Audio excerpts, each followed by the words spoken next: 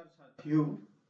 आज हम भगवान श्री कृष्ण और गोपियों से संबंधित एक रहीम दासी के द्वारा लिखा गया प्रसिद्ध दोहा जानते हैं। रहीम जी कहते हैं कि प्रीतम छवि नैनन बसी, पर छवि कहाँ समाय।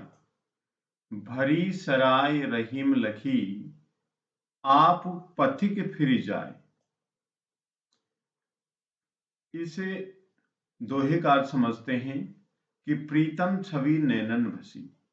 यदि प्रेमी की जो छवि है वो आंखों में बस जाती है तो पर छवि कहाँ समाए, तो दूसरे की छवि आंखों में नहीं बसाई जा सकती।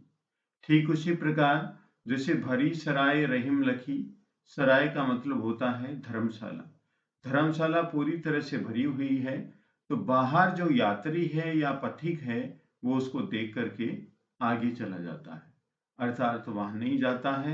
उसी प्रकार भगवान श्री कृष्ण की छवि आंखों में बसी हुई है तो दूसरे की छवि को आंखों में बसाया ही नहीं जा सकता।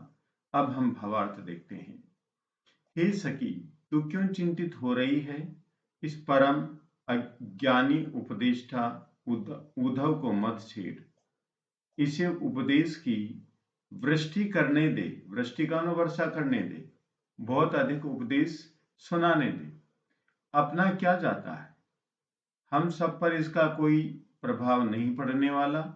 हम गोपियों को इसके निर्गुण निराकार ब्रह्म से क्या लेना देना। अपने प्रियतम श्री कृष्ण की छवि हमारे नयनों में बसी हुई है। नयन मंडल में तो श्याम का रूप छाया हुआ है, अब दूसरे के ठहरने के लिए कहाँ जगह है।